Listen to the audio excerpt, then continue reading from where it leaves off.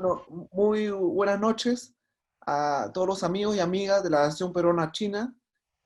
En esta oportunidad, como todos los miércoles, entrevistamos a distintas personalidades y en esta oportunidad el doctor Enrique Vázquez nos presentará en la conferencia el, el Perú post-noventena, pobre pero feliz.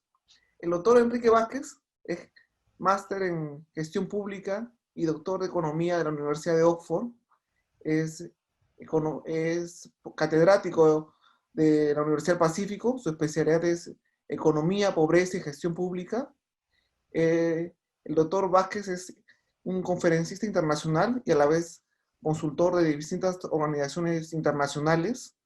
En su haber tiene más de 20 publicaciones y en esta oportunidad nos va a dictar una charla que la ha preparado con mucho cariño para todos los oyentes de la Asociación Peruano-China.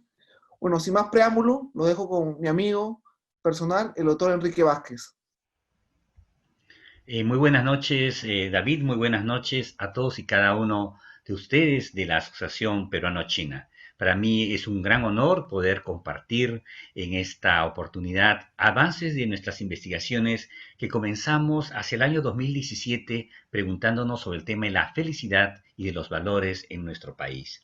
Y esta presentación de hoy día un poco parte de ¿cómo es que se encuentra el Perú en un contexto presente tan retador por el lado económico, por el lado social, por el lado laboral y evidentemente en todo lo que significa inclusive lo político? Ciertamente, como país hemos pasado por muchos momentos muy complicados y difíciles y el momento actual y los próximos 12 meses va a resultar sumamente retador. Retador porque va a poner en prueba, digamos, ese espíritu de querer lograr la, o mantener un nivel de felicidad y que nos tenemos que preguntar qué es lo que nos va a ayudar a sobrellevar esa situación, ¿no? Por esto, vamos a compartir lo que nosotros hemos estado investigando en el tenor de comprender a nuestro Perú de una manera diferente, ¿no? Y diferente en la medida de que un Perú está compuesto por muchos Perús, y en este caso trataremos sobre dos importantes, ¿no? Por ejemplo, vamos partiendo del contexto, ¿no? Para comprender cómo es que se encuentra este Perú en la posnoventena. En primer lugar, acá les comparto información que el Banco Central de Reserva ha podido construir y fundamentalmente un punto de partida. Frente al COVID-19, el Perú en comparación con otros países, lo que ha hecho es implementar iniciativas sumamente rigurosas. Y si uno analiza cuán riguroso es comparado con otros países, fíjense ustedes, la línea roja se refiere al nivel más extremo justamente de iniciativas en términos de respuesta gubernamental frente al COVID-19. Esta rigurosidad evidentemente ha generado un costo y por eso es que, como veremos acá al lado izquierdo, el Perú lamentablemente ha visto que se genera un decrecimiento mínimo de lo que significa el 3.4. Entonces, esta rigurosidad definitivamente ha generado una situación bastante difícil y dura, y una de las más duras inclusive de la región de América Latina. Pero cuando hablamos de esta rigurosidad, ¿en qué se ha traducido, por ejemplo? Acá en el trabajo que hace el Banco Central, por ejemplo, vincula, por ejemplo, en el eje de las I estamos poniendo, tenemos el tema del crecimiento y en el eje de las I, en el primer trimestre del año 2020, estamos viendo el tema de la movilidad, ¿no? Entonces, esta movilidad que mide Google es cómo se han movido las personas en general. Y fíjense ustedes, acá como podemos estar señalando, por ejemplo, el caso de Perú es aquel que ha tenido una de las medidas, uno de los mayores niveles, digamos, de movilidad según Google y a su vez ha significado, por ejemplo, el tema del crecimiento negativo, ¿no? Movilidad en términos negativos estamos hablando. Acuérdense que cuando medimos hacia la izquierda estamos viendo niveles negativos, ¿no? Entonces, Eso lamentablemente ha significado, no ha habido movilidad de gente, de la mano de obra, de la fuerza de trabajo para que pueda realizar sus actividades. Y ciertamente esto es fruto de las medidas que se tomaron rígidas. ¿Para qué? Para contener el avance. Entonces, ese contexto nos ha generado lo que el doctor Julio Velarde nos ha anunciado, que como nos dice este número de acá,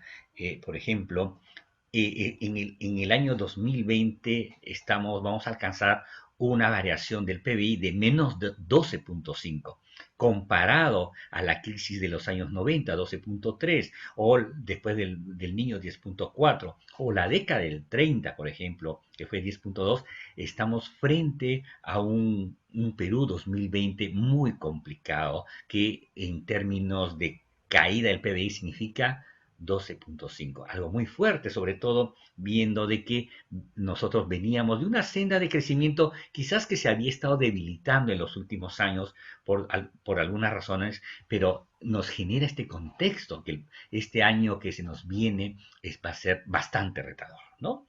Y este reto definitivamente es aún más si lo vemos por el lado humano, ¿no? Que es algo muy importante porque detrás de mirar, por ejemplo, PBI, siempre hay que mirar quién está produciendo ese PBI. Y fíjense ustedes la lamentable cifra que nos comparte el Instituto Nacional de Estadística, que lo ha procesado el BCR.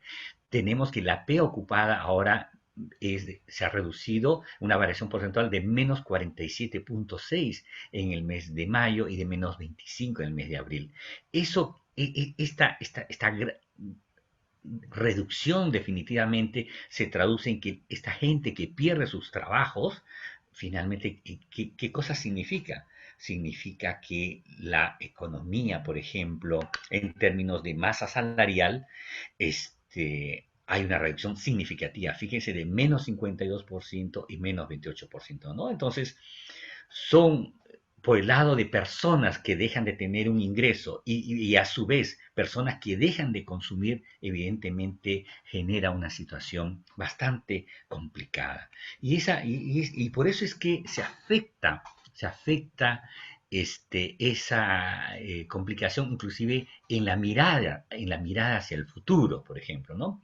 Acá tenemos también unos gráficos producidos por el Banco Central de Reserva en función del trabajo que ha hecho Apoyo. Por ejemplo, que nos dice que el panorama incierto en torno a la pandemia y al deterioro del mercado laboral han afectado la confianza del consumidor, ¿no? Entonces, por ejemplo, acá lo vemos en este primer gráfico en la parte superior, que vemos cómo va, ¿no? La expectativa de la situación económica familiar. Fíjense, este tramo superior siempre hemos estado en el tramo optimista, ¿no? Pero cuando ya llegamos en las expectativas del año 19, que un poco más o menos ha seguido la tendencia del año 18, pero ahora en 2020, fíjese, ya llegó al tramo pesimista. Es decir, las familias piensan, intuyen, creen que el año 2020 va a ser sumamente difícil, que por lo tanto expectativas con respecto a su situación económica familiar futura no la ven bastante brillante, digamos, ¿no? Y a la par, si nosotros vemos en cuanto a la situación económica familiar, también vemos las expectativas de los empresarios acerca de la economía sobre qué va a suceder en los próximos 3 y 12 meses. Y fíjense ustedes, y si uno mira esta parte superior de la gráfica, en más o menos año 2009, 10, 11, 12, más o menos hemos estado en el tramo optimista, pero con lo que acaba de suceder ha habido una contracción, una caída de estas expectativas y por lo tanto estas expectativas se traducen, digamos, en una mirada hacia los 3 y 12 meses un tanto sombría. Entonces, todo esto nos permite de alguna manera ir construyendo estos escenarios que finalmente se va a traducir en estos números, ¿no? En estos números. Por ejemplo, el trabajo hecho por el Banco Central de Reserva sumamente serio y lo que nos dice claramente es lo siguiente. La mayor caída del producto, si estamos viendo, por ejemplo, este es el cuarto trimestre del año 2019, hay un descenso al mes de enero, al primer trimestre, y fíjense lo que se ha dado con respecto al segundo trimestre, ¿sí? Al segundo trimestre, ¿sí? Entonces, eh, este segundo trimestre, fíjense, el número es menos 31,9%. Esta es una comparación de este segundo trimestre del 2020, digamos, con respecto, digamos, al 2019, ¿no? Entonces, la mayor caída del producto se registraría este segundo trimestre, que ya estamos terminando, y va un escenario de reapertura eficiente de la economía, con controles sanitarios adecuados, se proyectaría que habría una recuperación, pero recién estamos hablando hacia el segundo trimestre del año 2020, ¿no? Entonces, fíjense ustedes cómo el, el efecto del confinamiento frente a la emergencia sanitaria ha conllevado que la economía pueda tener, ¿no?, esta trayectoria, ¿no?, que estamos del 2019, vamos descendiendo y hasta el punto más mínimo que estamos alcanzando de menos 31,9. Y felizmente, si la economía se organiza, es respetuosa de los protocolos de bioseguridad, podemos tener digamos, un crecimiento más positivo hasta recién un año después y luego una estabilización. Va a tomar finalmente hasta el 2022 al principio, digamos, recuperar lo que estábamos en la situación del año 2019. Entonces, es un escenario sumamente retador, sumamente difícil y que ya lo estamos viviendo todos y cada uno en casa, cada uno en su familia, con su vecino, con sus redes, vamos sintiendo de qué forma esta situación nos genera un panorama retador, ¿no? Frente a retos, en realidad, como pueblo, nosotros hemos pasado por muchas situaciones, ¿no? Hemos pasado los problemas de sendero, de malos gobiernos, hemos enfrentado situaciones del fenómeno del niño, pero ciertamente este enfrentamiento a los problemas, estos retos, afecta no todos por igual realmente, porque todavía nuestro país, si bien ha avanzado en los últimos 20 años en crecimiento económico, en reducción de la pobreza y en algo, digamos, de los indicadores sociales, aún así nuestro país es muy desigual, ¿no? Y ahí es una tarea pendiente todavía que tenemos como nación, porque es una nación compuesta por una diversidad de personas de lenguas diversas, ¿no? En términos de raza, 60% somos mestizos, se hablan 47 lenguas originarias, estamos hablando que todavía en el Perú, al año 2019, fíjese, un quinto de la población era pobre, es decir, de cada cinco, uno era pobre, pero ahora es muy probable que, digamos, posiblemente al año 2020 esa cifra se altere y quizás pasemos, no de uno de cinco, quizás, digamos, dos de cinco, quizás, ¿no? Y esto genera, pues, definitivamente pensar en un Perú de cómo enfocarlo a que encamine su sendero de crecimiento y no olvidarse de aquellos sectores justamente más golpeados, como es el tema de nuestros hermanos del Perú rural, ¿no? Ahí hay 3,36 millones de peruanos que tienen dificultades para poder sobrellevar sus vidas, ¿no? Y a nivel de Perú todavía hay muchas diferencias entre nosotros, diferencias salariales entre los que hablamos castellano y los que no lo hablamos. Y es más, si miramos el tema de la discapacidad aún más, aquellos hogares que tienen una persona con discapacidad, evidentemente la pobreza afecta mucho más. Entonces, como podemos ver en nuestras gráficas, hay diferencias en cuanto a sexo, hombre-mujer, en cuanto a edad, somos un país relativamente joven, en cuanto al estado civil, tiende mucho a ver el tema de casados y solteros, nuestra lengua castellana es la más fuerte y evidentemente es un país mestizo. Entonces, cuando nosotros nos hemos hecho estas preguntas un tiempo atrás, un poco comentándoles que decíamos, bueno, puede haber diferencias entre nosotros, pero ¿qué cosa es lo que nos pueda unir? Nos puede unir, digamos, nuestras aspiraciones, nos puede unir, digamos, algunos principios.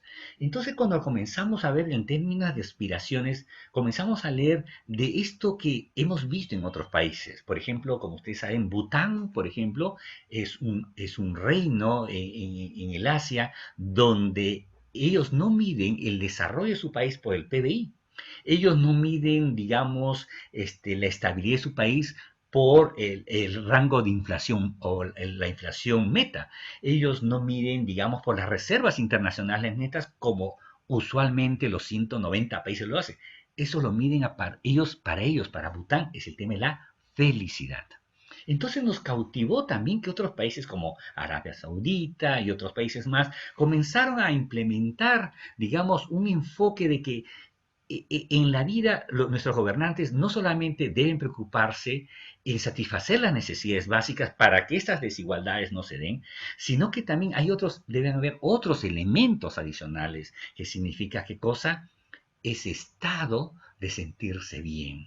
Entonces nos embarcamos nosotros en el Centro de Investigación de la Universidad del Pacífico a investigar sobre la felicidad, sobre esa aspiración que todos de alguna manera podemos y debemos alcanzarla. Pero también nos preguntamos de qué manera se conecta esa felicidad con algunos valores que uno practica, porque uno puede tener determinados valores que lo conduce a la felicidad entendido a su manera. Entonces, luego de leer tanto y hacer trabajo de investigación, pudimos nosotros aprender de Oxford. Oxford tiene un instituto y diseñó un cuestionario sobre la felicidad. Y nosotros fuimos a los 5 distritos más pobres del Perú. Los 5 distritos más pobres del Perú son Curgos, José Curgos, que está en La Libertad, igual que Condormarca y Guanzo, y también fuimos a los distritos de José Sabogal y Chetilla en Cajamarca. Y esos son los 5 distritos más pobres del Perú. Y también fuimos a los 5 distritos más ricos del Perú, que fue San Isidro. Bueno, ellos se imaginan San Isidro, Miraflores, San Borja, el caso de Huanchac en Cusco y un distrito en Moquegua. Entonces, con un equipo maravilloso de jóvenes, fuimos a preguntarles, ¿usted se siente feliz? ¿Qué es lo que le hace feliz? Podría contestarnos en los cuestionarios. Entonces, el día de hoy quiero molestarlos a todos y a cada uno de ustedes, que queremos hacer este ejercicio también con ustedes y que nos compartan sus pareceres. Estamos también tratando de medir la felicidad en estos tiempos de la post-cuarentena. Se nos vienen momentos difíciles y nos sentimos ahora felices. Vamos a mirar con entusiasmo hacia el futuro qué valores nos van a ayudar para sobrellevar estos 12 meses. Como hemos graficado a través de las estadísticas del BCR, van a ser tiempos retadores. Entonces, a través de nuestro anfitrión, la Asociación Peruano-China, en estos momentos le deben estar enviando a todos y cada uno de ustedes un link donde ahí tenemos una encuesta que agradeceríamos que ustedes en su momento puedan llenarlo. Es algo muy corto, no toma más de 9, 10 minutos y que ojalá nos permitan a nosotros conocernos y experimentar bastante lo que significa el tema de felicidad. Y el tema que lo vinculamos, el tema de valores, porque finalmente un país de qué está hecho, de personas, y estas personas tienen estos filtros, tienen estos principios, y nosotros siguiendo una investigación a nivel mundial que lo hace el profesor Schwartz de Alemania, y con más de 60 países, nosotros también nos hemos embarcado a entender este valor del universalismo, la benevolencia, la conformidad. Entonces, como verán, si bien somos economistas, hemos hecho nuestro doctorado en política y hemos avanzado estas otras cosas, veíamos que la economía no solamente es el PBI, no solamente son las reservas internacionales, no solamente es la inflación, sino también es preocuparnos en los seres humanos, es mirar su aspiración de la felicidad y mirar qué principios los llevan a ellos para lograr plenamente realizarse como seres humanos. Entonces, les voy a agradecer que mientras vamos discutiendo y conversando pudieran ir completando esta encuesta que gentilmente la Asociación Peruano-China nos está permitiendo aplicarlos con ustedes. Entonces, les comparto algunos hallazgos de este estudio que nos significó, no se imaginan, ir a los distritos súper pobres del Perú. Por ejemplo, Curgos es el distrito más pobre del Perú, es un distrito próximo a Huamachuco, en la Sierra de la Libertad, y toma horas de llegar, pero aplicamos la encuesta, fuimos a distintos centros poblados y así otros 5 distritos más, ¿no? Que le decíamos que la receptividad de las personas era muy interesante y era algo que para nosotros era desgarrador, que todavía en pleno Perú, que se supone que las estadísticas macro nos dice que somos un país emergente. ¿Recuerdan ustedes que para el año 2021 aspirábamos a ser parte de la OECD? Bueno, decíamos, ¿cómo es que todavía en nuestro país puede haber gente que está, por ejemplo, en sus casas en el piso, en tierra, tienen como materiales esteras, no tienen agua a las 24 horas potables, la electricidad es solamente por horas, y evidentemente la conectividad, llamémosles con el exterior, es muy limitada. Aún así, encontramos y hicimos una medición de la felicidad. Y en el Perú pobre, que le llamamos a estos 5 distritos, encontramos que en una nota vigesimal, es decir, del 0 al 20, el Perú pobre, el nivel de puntaje promedio es de 11.24. Y cuando nosotros fuimos hacia los distritos ricos, que no se imaginan, necesitaría 2 charlas para explicarles todo lo que significó preguntarle al Perú rico cómo se sentía en cuanto a felicidad y valores. Ellos sí obtuvieron, digamos, en una escala vigesimal de 17.74. Un primer mensaje, el Perú rico es más feliz que el Perú pobre. Pero fíjense algo más que encontramos nosotros en nuestro estudio, es que hay jefes de hogares, porque este trabajo lo apuntamos a jefes de hogares, el 91.1% de nuestros jefes de hogares ricos eran felices. Pero fíjense algo que encontramos que nos rompió un poquito de esquemas. Había gente, jefes de hogares, pobres, pero que también eran felices, y era en este caso un 53.26. Y es más, ustedes van a ver en la encuesta que le estamos aplicando, también le preguntamos, ¿usted se siente feliz o no se siente feliz y por qué? Y fíjense, también tenemos que en el caso del Perú pobre, por ejemplo, tenemos que un 53.26 es feliz, y en el otro caso 91.1 en el caso del Perú rico, ¿no? Entonces, y claro, la felicidad es una aspiración, la felicidad es un gran deseo de que todos queremos actuar, seas pobre o seas rico, seas quechua, seas hispanohablante, seas hombre, seas mujer, seas casado, seas soltero. Pero hay algo que marca las diferencias de poder alcanzar ese nivel de felicidad. Y es que todavía en nuestro país todavía hay esos dos Perús contrapuestos. Por ejemplo, miremos el lado derecho de esta presentación. Hay 3 elementos que estamos tratando de llamar la atención. Hay diferencias de capital humano entre quienes son ricos o que están más en el mundo urbano que los pobres que están en el mundo rural. Hay diferencias en cuanto a capital físico, que significa la infraestructura. Y hay algo también que hemos detectado, el tema de las diferencias, esa desigualdad, el vínculo con el Estado. En términos de capital humano, la edad promedio, por ejemplo, en Perú urbano, 37 años de los jefes de hogar y de 22 años del Perú rural. En población y edad para trabajar en el Perú urbano, 84%, en el caso del Perú pobre, digamos, 63%. La educación, qué diferencia, fíjense, en el Perú urbano, es decir, el Perú de acá, de Lima, de la ciudad de Arequipa, de aquellos que están en las zonas citadinas de nuestro país, 32.4% tiene educación superior. En cambio, en el caso del Perú rural, casi la mitad alcanza máxima educación primaria.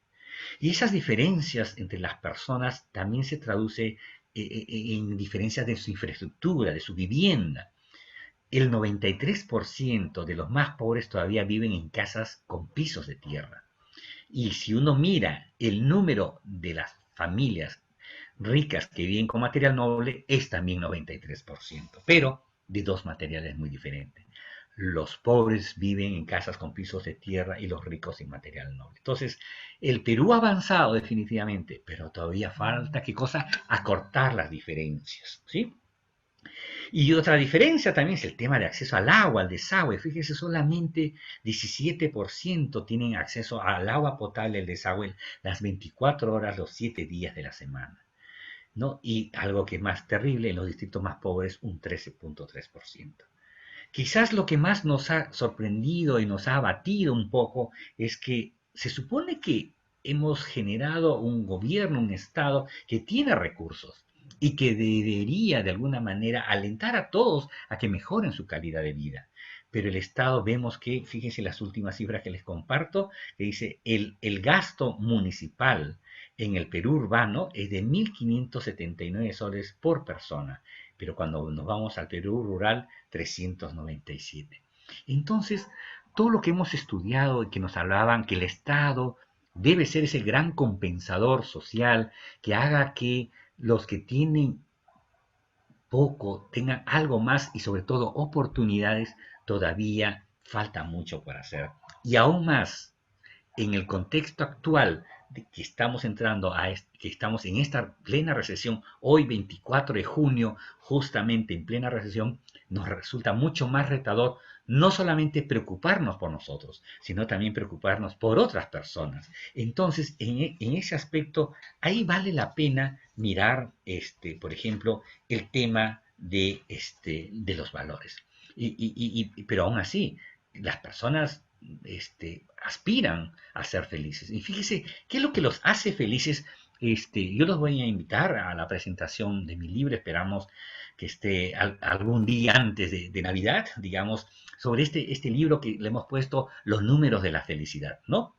En dos Perús, porque como verán, estamos trabajando el Perú rico y el Perú pobre, digamos, ¿no? Entonces, ¿y qué es lo que nos hemos encontrado? Fíjese estas estadísticas que hemos hecho, que puede ser un poquito interesante para verlo, ¿no? Estamos viendo que hay un vínculo entre el número de miembros de la familia y el puntaje de la felicidad. Y fíjense ustedes, acá tenemos, ¿no? A partir de 4 integrantes en el Perú pobre, ¿no? Acá estamos a partir de 4, ahí la felicidad decae, ¿no? Es decir, podemos tener, imaginemos que esto lo convertamos a hijos, por ejemplo, el tener hasta quizás 3 hijos, el pobre siente un crecimiento de su felicidad, como lo podemos ver acá, un crecimiento de la felicidad, pero luego hay una declinación en el número 4.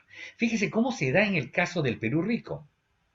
La felicidad aumenta enormemente hasta el número 2, pero luego ya después del tercero la felicidad ya no es tanta, ¿no? Entonces, esto nos lleva a pensar que qué importante es el tema de la familia en las personas y qué tanto el número de miembros de la familia, y si nosotros los acotamos por el número de hijos inclusive, es importante. ¿Para qué? Para entender cuán felices somos o no, ¿no? Entonces, fíjese, ese tipo de estadísticas nos permite a nosotros ir comprendiendo qué es lo que hace o no hace a las personas felices en nuestros dos Perús. Recuerden que estamos hablando de dos Perús, un Perú rico, un Perú pobre, los dos extremos, y acá también vemos el tema de las comunidades, por ejemplo. O sea, nosotros como personas pertenecemos a grupos sociales. Hoy día estamos reunidos alrededor de la Asociación Peruano-China, que compartimos principios,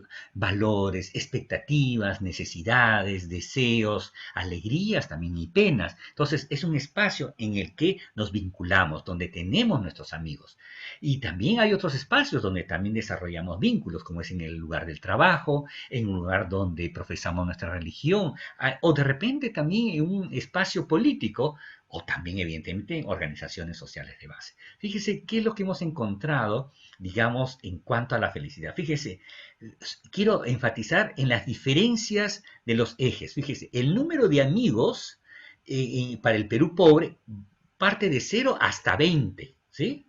Y en el caso de los ricos, parte de 0 y llega máximo hasta 10. Ahí nomás hay una mitad de escala de frontera, digamos, llamémoslo frontera y posibilidades de generación de amigos. Pero fíjense cómo a medida que va teniendo más y más amigos, las personas pobres van alcanzando un mayor nivel de felicidad, hasta cierto punto que se estanca, como le estoy poniendo en el cursor, hasta que declina un poquito cuando ya llega hasta, digamos, la veintena de amigos. Pero fíjense en el caso de los ricos, por ejemplo, ¿no?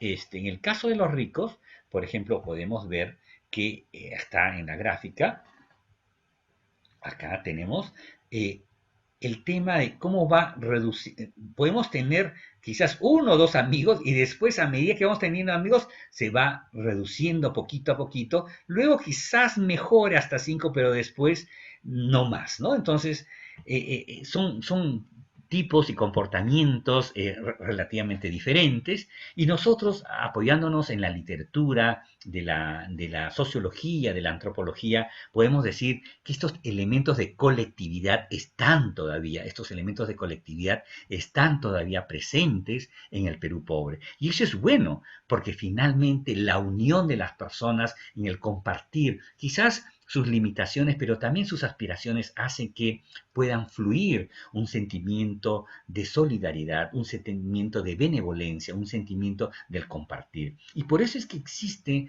en el Perú pobre organizaciones sociales para poderse ayudar, ¿no? Por ejemplo, acá encontramos que 7 de cada 10 peruanos de pobres sí pertenecen a una organización social. Y fíjense, ¿qué es lo que ha resultado bastante interesante que hemos encontrado en este estudio? Que la, la, las rondas campesinas se han convertido en ese espacio donde representan apoyo moral, justicia y protección e información. Y casi 39.4% de los jefes de las zonas rurales pertenecen a las rondas campesinas. Entonces, ahí es donde se plasma esa colectividad, ahí es donde se plasma estos vínculos bastante frondosos de amigos, digamos, ¿no? Entonces, interesante ver que inclusive todos somos testigos de, digamos, de la fortaleza que tiene esta institución ahora en el combate con el coronavirus. Recuerden en las zonas de Cajamarca, por ejemplo, de Amazonas,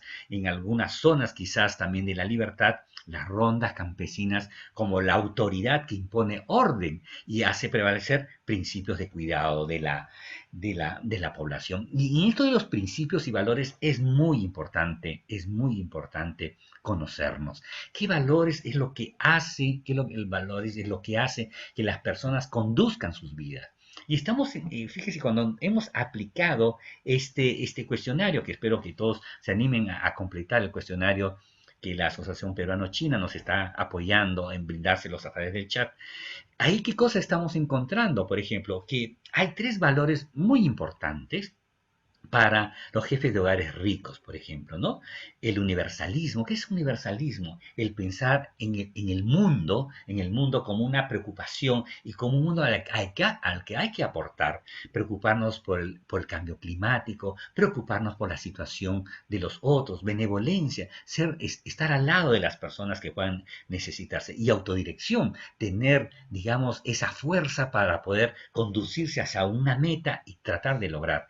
Entonces, esos valores son muy positivos para un país como el nuestro. Lo van a ser ciertamente para estos 12 meses complicados, porque en quienes están en los estratos de mayores ingresos, digamos, esto les va a permitir, entendemos y esperamos, a fortalecer sus prácticas, actitudes y comportamientos. Pero por otro lado, ¿cómo es el tema de los pobres? Los pobres, digamos, tienen como valores tres importantes: el tema de la obediencia, el tema de la tradición y el tema de la seguridad. Finalmente, lo que nos lleva a pensar es un sentido de conservación, digamos, de su comunidad.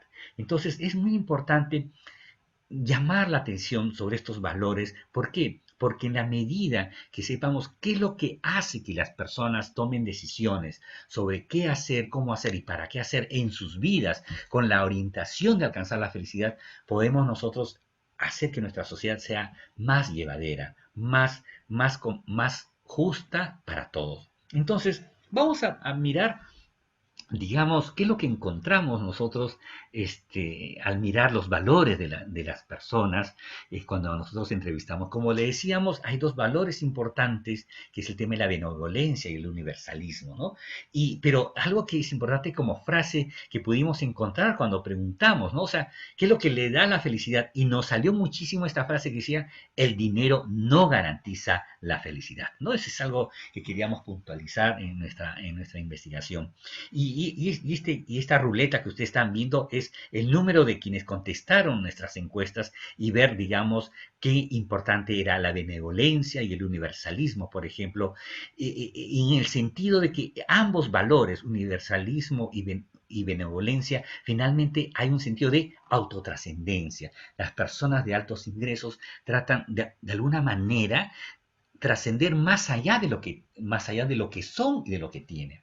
Y entonces, esa fuerza de alcanzar la felicidad en algo más allá del ingreso, por ejemplo, ha conducido, y lo dice la literatura, a generar espacios de ayuda social, de generación de lealtad, de amistad verdadera, de la búsqueda de la justicia social y de la paz, ¿no? Por eso es que, y fíjense, muy interesante, en estos 100 días han habido como 500 iniciativas de filantropía, de mecenazgo, de responsabilidad social. Hay personas, no necesariamente quizás las más ricas, pero grupos empresariales, personas que han ayudado a terceros. Entonces, eso es sumamente valioso. ¿Por qué?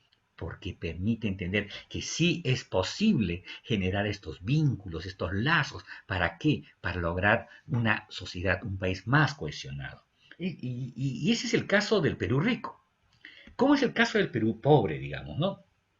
Acá, cuando estamos hablando de Perú pobre, los dos valores sumamente importantes y bastante influyentes es el tema de la tradición, ¿no? Y los dicen autores como García Ocio, que nos dice son los pilares de la sociedad andina, ¿no? Y en la medida que la tradición se respeta, alimenta, por ejemplo, ¿qué cosa? El mantener vivo las prácticas y expresiones productivas, artísticas y culturales. Y ciertamente, también el tema de la obediencia se da porque las zonas rurales, sobre todo en el caso del Perú, el tema de la obediencia y el respeto que se inculca desde la infancia es sumamente muy importante, inclusive a veces tanto más que podríamos decir que en las zonas urbanas.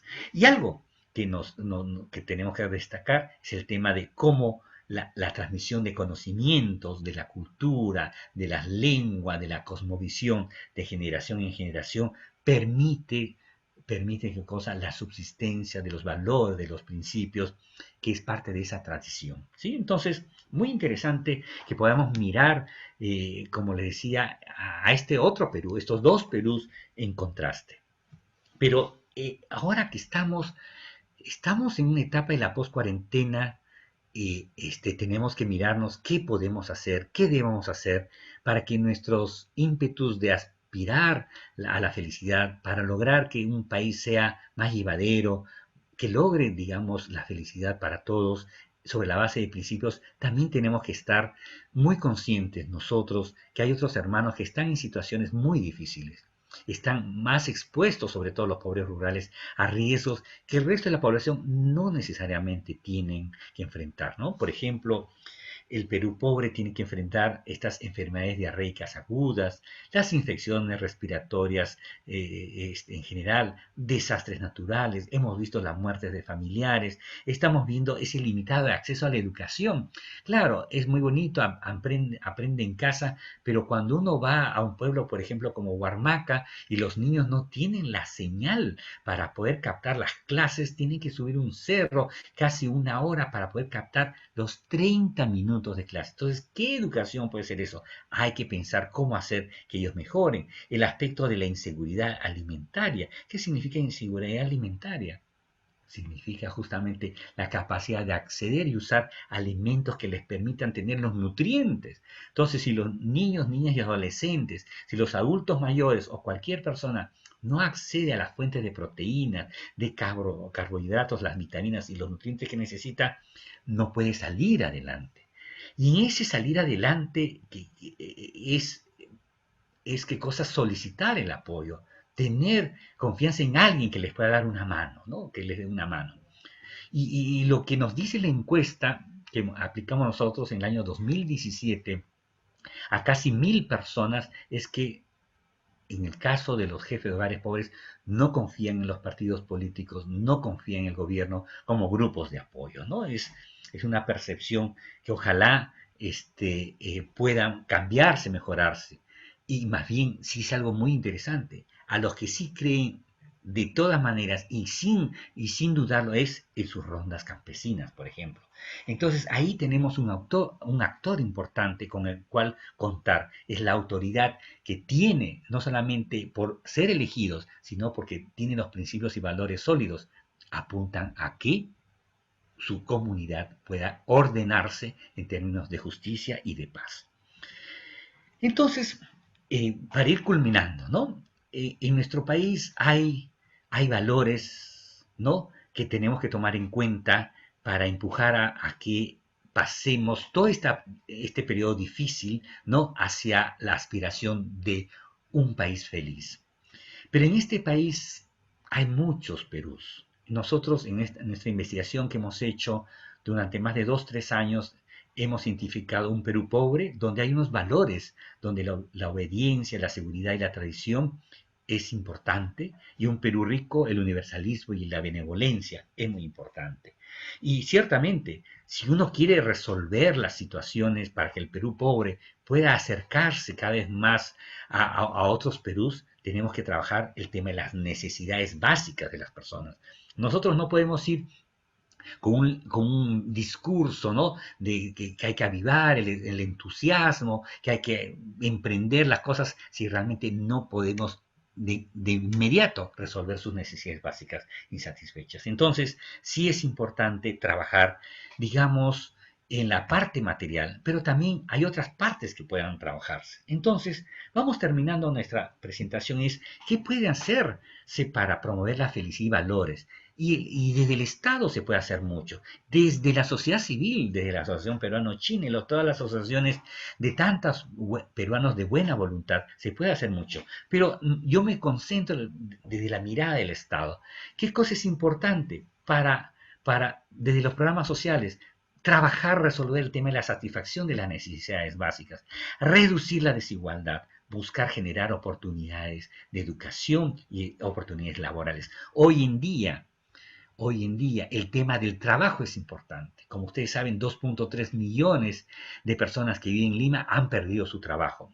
Y se estima que casi 4 millones en el Perú al 31 de mayo han perdido su trabajo. Entonces, eso es desgarrador. Entonces, es el hora de los programas sociales. Los programas sociales pueden hacer muchísimo. ¿Para qué? Por ejemplo, acá en esta tablet hay programas que pueden apuntar al tema de la satisfacción de necesidades básicas. Hay el programa Jaliwarma, Vaso de Leche, Seguro Integral, hay el programa de la vivienda rural, Cuna Más, hay programas orientados, por ejemplo, a los adultos en situación de calle, hay jovencitos que van a dejar de estudiar en las universidades o institutos técnicos porque sus padres se han visto afectados económicamente, laboralmente.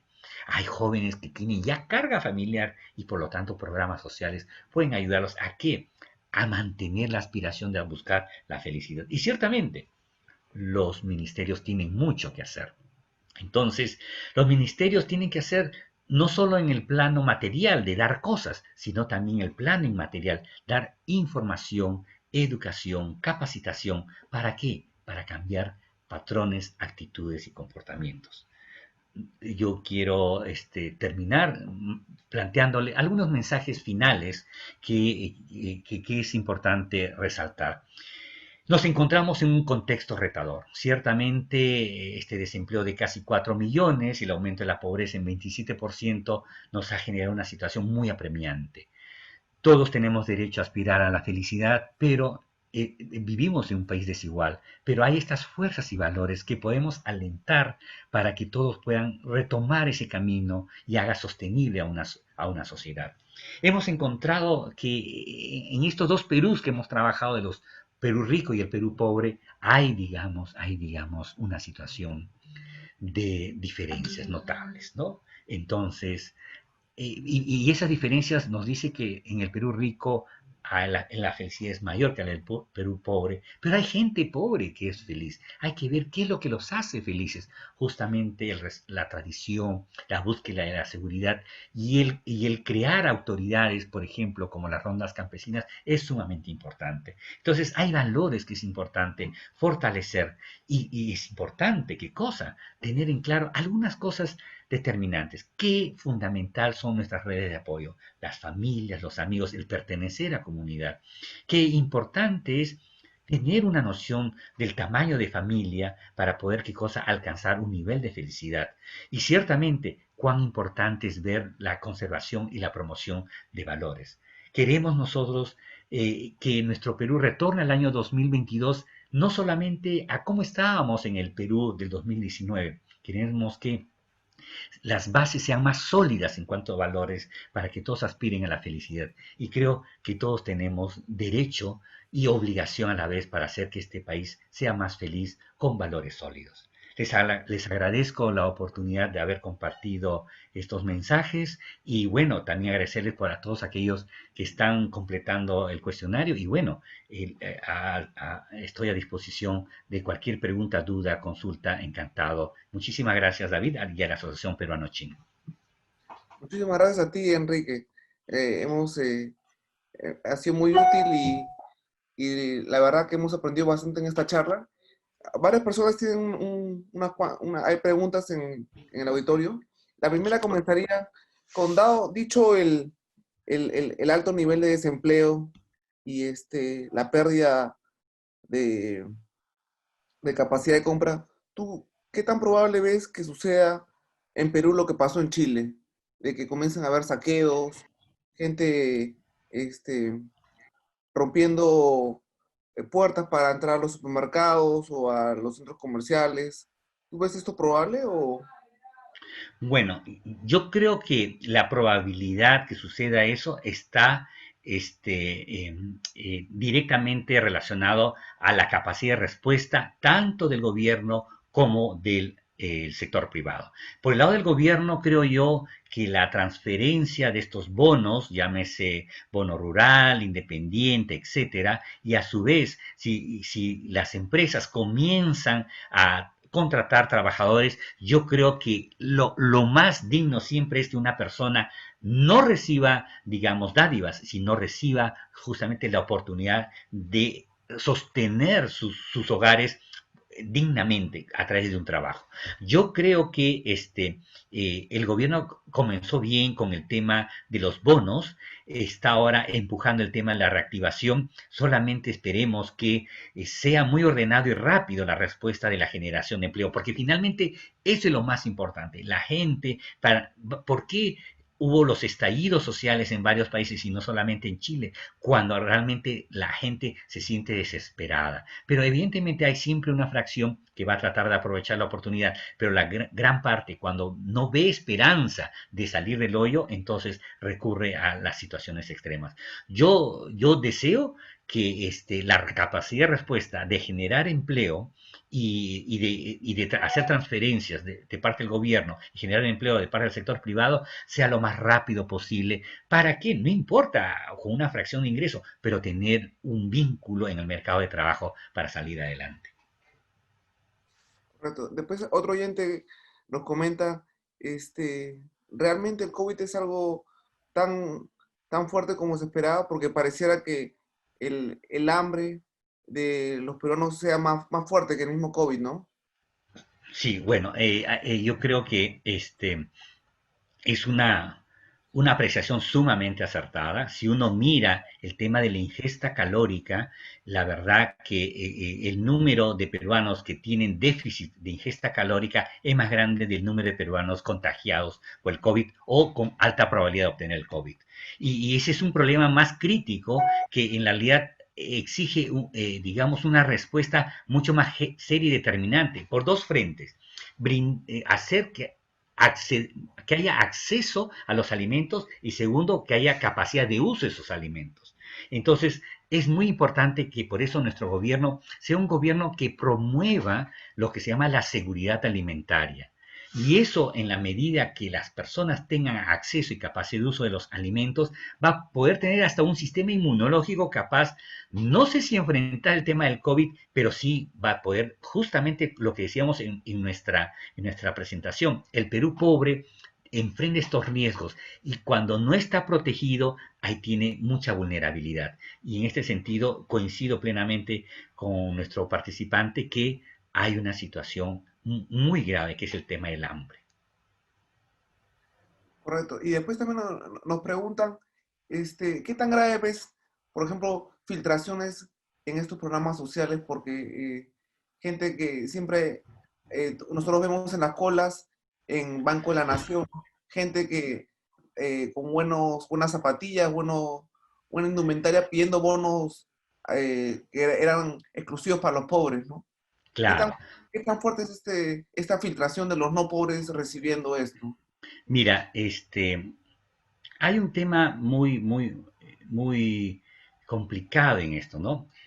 Un buen Estado es aquel que tiene desarrolladas dos capacidades.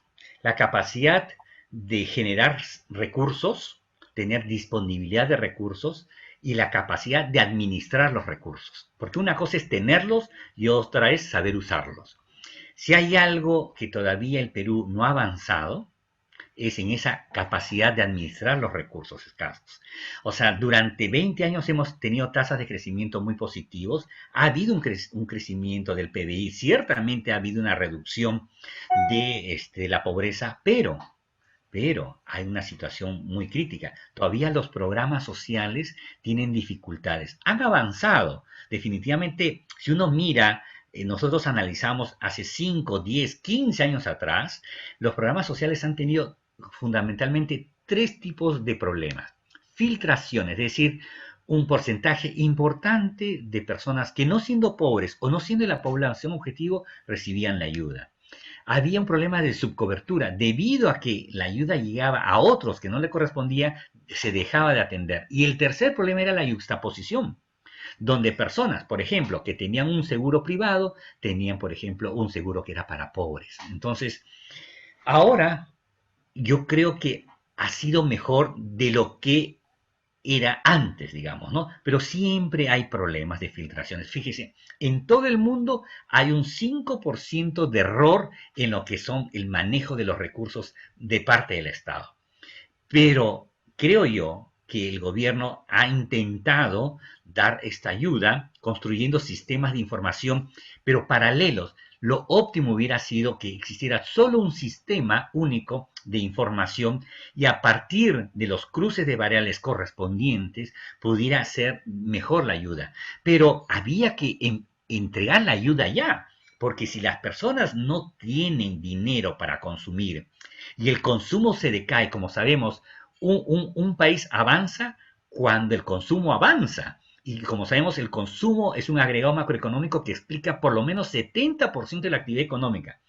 Entonces, esa gente, esos 6.8 millones al recibir, que de repente hay infiltrados, definitivamente que lo va a haber, pero creo yo que cada vez ha ido disminuyendo, finalmente en términos macro, ha permitido que se siga activando la economía, que finalmente la cadena de pago pueda dando vueltas, ya no con la velocidad ni la vigorosidad del caso, pero sí ha seguido avanzando. Pero debemos aceptar que este error estadístico del 5% se va a dar, se va a dar. Pero ya cuando supere estos niveles del 5%, ahí sí falta la reforma del Estado para evitar justamente lo que nuestro oyente de la Asociación Peruano-China nos dice, hay filtración. Y sí es cierto que sí la hay, pero felizmente ahora es menos de lo que era antes.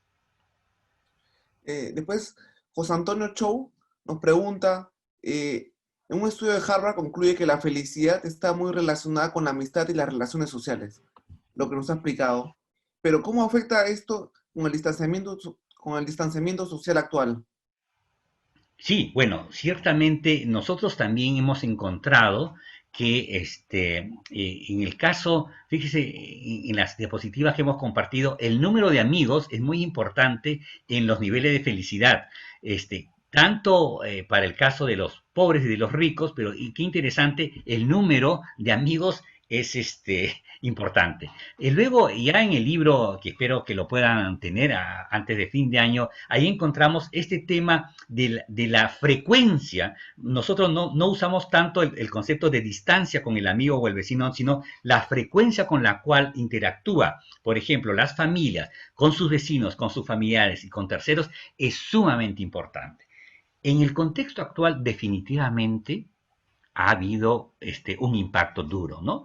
Porque, claro, o sea, ahora mismo nos estamos conectando a través de la tecnología y la información y después de tiempo yo me reencuentro con mi amigo David Coman y otros amigos más, pero si no hubiera existido, por ejemplo, toda esta tecnología, se imagina cómo enfrentar la parte humana de los vínculos de las personas. Muy difícil. Yo siempre a mis alumnos de la Universidad del Pacífico les comento que ellos tienen un gran privilegio ahora de esta tecnología y la comunicación. Yo cuando estudiaba mi doctorado en Oxford, por ejemplo, escribía una carta, era el año 1992, escribía una carta a mi familia y esa carta para que parta de Oxford y llegue acá a Lima se demoraba 10 días hasta que llegue y la abran y respondían mis familiares la respuesta a las preguntas, luego retornaba por otros 10, 12 días. Entonces ya la vida había cambiado en 20 días y fíjense cómo era el vínculo, se mantenía, pero claro, no es lo mismo. Ahora haces un clic y ya estás comunicado a la vez con muchas personas. Cierto que se ha afectado los vínculos personales de todas maneras y que la felicidad se haya afectado, yo creo que sí, pero evidentemente, para eso necesitamos desarrollar justamente un concepto más humano de las relaciones personales, ¿no? Entonces, yo creo que sí, sí se ha afectado. Correcto. También Lisbeth nos pregunta, eh, el gobierno acaba de anunciar que las clínicas tienen que bajar sus costos o se aplicará una expropiación. ¿Considera usted que es un buen mensaje para reactivar la economía? Eh, ¿Puede generar esto temor para las inversiones futuras? Bueno, y yo también todavía no me repongo de la sorpresa, pero es una doble sorpresa, debo confesar muy, muy sinceramente. Yo creo que en el contexto actual, todos debemos ser partes no solo del problema, sino de la solución. Y yo creo que esperemos que el sector privado, y fundamentalmente el sector de las clínicas privadas y de otros privados, se pongan la mano al pecho y piensen que es un momento de colaborar. Evidentemente, toda empresa no va a llegar a la situación de pérdida, ¿no? Pero por lo menos que cubran sus costos y quizás su margen, pero también sí el mensaje que está dando el presidente con esta dureza, yo no sé si eso va a ser positivo, ¿no? Yo no sé si va a ser eso positivo. Yo creo que eh, se debió haber llegado a una situación previa de búsqueda de entendimiento entre las partes. ¿Qué pasó para que haya un desencuentro? Yo creo que hay que explicarse, pero que ahora, siendo 24 de junio, que uno reciba una noticia de expropiación, como que a uno le hace recordar, digamos, momentos duros que nosotros generacionalmente lo hemos pasado, ¿no? Generaciones anteriores, en el tiempo del gobierno de Velasco, generación de Alan García en su primer gobierno con el intento de estatizar la banca y así sucesivamente, ¿no? Entonces, yo no sé si ha sido el contenido, la manera de exigir un mayor compromiso al sector privado de colaboración, porque finalmente lo que creo que se buscaba acá, que haya una colaboración entre sector público y privado para enfrentar una situación de urgencia y emergencia nacional, ¿no?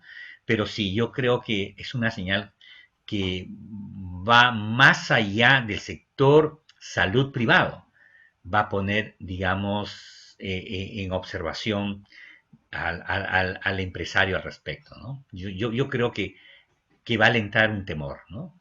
pero espero que ese temor se resuelva pronto, porque estas cosas, si no se resuelven, como se dice, en 48 horas, tiene que resolverse sí o sí, ¿no? Y espero que haya un entendimiento. Eso es importante, ¿no? Por eso nuestra insistencia, buscar los puntos comunes, ¿no? Qué es lo que nos puede unir, ¿no? Y en este caso, pensemos en todos, ¿no? Y nosotros, no solo en nosotros. Correcto. Después, Juan Chao pregunta, ¿cómo llevaría un choque educativo para enfrentar la pobreza? Uf, tendríamos que hacer una reforma educativa sumamente fuerte. ¿En qué sentido? Eh, eh, la reforma educativa lamentablemente aún no puede plasmarse por diversos intereses. Hay quienes están por el sector de los maestros, de los directivos, de quienes son de una mirada sobre qué competencias, habilidades se tiene que dar, pero que se necesita un shock de inversión en la educación es fundamental. Y no solamente se debe dar, fíjese, se debe dar desde la etapa muy inicial, desde la preparación para los niños a su educación inicial. Por ejemplo, existen estudios que cuando los niños de 0 a 5 años no han recibido la estimulación, la nutrición y el cuidado de salud, el desarrollo cerebral neurológico de los niños no es el adecuado. Entonces no llegan a generar todo esas intrincadas marañas de sus conectores neurológicos. ¿Para qué? Para responder a estímulos. Entonces, si no se invierte en educar desde el principio, digamos, de sus primeros años de vida de los niños, eso luego genera una bola de nieve. Entonces, una reforma de la educación es urgente con una mirada justamente inclusiva, que inclusiva en qué, en poder acceder y usar la información para poder tomar la mejor decisión en un mundo donde se necesita estar enterado sobre lo que sucede en el exterior y en el interior. Entonces, la pobreza ciertamente se resuelve, fíjense, recordemos las diferencias de reducir pobreza y aliviar pobreza. Se reduce la pobreza solamente a través de la promoción del trabajo decente. Se alivia la pobreza entregando ayuda, ¿no? Entonces, pero no podemos, o sea, mientras que se va resolviendo el tema del trabajo, hay que ir ayudando. Pero ahí la parte educativa es fundamental, sobre todo trabajando desde la primera infancia hasta los jóvenes que tiene que incorporarse al mercado laboral. Esperemos que un nuevo gobierno tenga mucha claridad sobre qué y cómo reformar la educación para la vida, porque finalmente necesitamos gente que sea capaz de acceder y usar información para decidir mejor. Bueno, te agradecemos infinitamente, Enrique, por la excelente Gracias, charla que nos has dado. La verdad que ha muchas sido gracias. muy instructiva. Ha sido, la gente, los comentarios han sido muy buenos acerca de la Ah, charla. qué bueno, qué bueno. Sí, y así, así, en nombre de la versión peruano-china, te agradezco infinitamente y bueno, y le digo a todos los oyentes que todos los miércoles estaremos dando otras charlas, y le agradecemos mucho a todos por su tiempo. Y gracias, gracias. Solamente agradecerles también a ti, David, a la asociación, agradecerles a todos aquellos que nos han completado el cuestionario. Espero que Ah, disculpe, poderles compartir. No sé, o, o- o esperamos, disculpe, creo que me adelanté. a ver, ¿Aló? ¿sí? ¿Aló? Ajá, ahí está. Perfecto. Fíjense, Ah, ya, ya, muy bien. disculpe. Ya. Muy bien, muy bien. Fíjese, muy interesante por sus respuestas, por ejemplo. Gracias a todos aquellos que han completado el cuestionario. Nos ayuda de mucho. Por ejemplo, ¿qué es lo que estamos viendo acá? Una pregunta que hacíamos, ¿cuán contento está con todo en su vida? Y fíjense, en la Asociación Peruano-China, de una escala del 1 al 10, el 50% está contento a un nivel 8, que es excelente, ¿no? Es como decir un 16 sobre 20, y bastante están bien, digamos, entonces tenemos miembros que están muy contentos con su vida, digamos, ¿no? Entonces, ese es un buen punto. No sé si tenemos otra diapositiva, ¿sí? ¿sí? De resultados. ¿Qué le hace feliz, por ejemplo, ¿no? ¿Qué le hace feliz? Y fíjese el tema de la familia. El 100% piensa que la familia, la salud y el trabajo, evidentemente, ¿no? Pero también aparece el medio ambiente, ¿no? Vemos que es un grupo muy consciente, en lo que significa la protección de tu espacio. Pero también, por ejemplo, fíjense el tema, las mejoras tecnológicas, el estar en una iglesia, el conversar, el escuchar y el viajar, ¿no? Esto es lo que les hace felices a las personas que han marcado nuestro cuestionario. Y también tenemos otro resultado más, ¿sí? ¿Qué cosa es lo que no les hace felices? Por ejemplo, problemas de salud, tener dificultades económicas, tener problemas, o sea, los problemas sociales que estamos viendo y viendo, ¿no? Y tener actitudes y sentimientos negativos, ¿no? Y fíjese, el tema de la soledad no es tanto, ¿no? Pero sí hay estos aspectos muy importantes. Entonces, bueno, les agradezco a todos y cada uno por haber completado el cuestionario y bueno, esperamos seguirnos viendo, vamos a estar compartiendo investigaciones, nuestros estudios en aras de que nuestro país sea mejor. Gracias David, gracias a la Asociación Peruano-China y a los que nos acompañaron el día de hoy.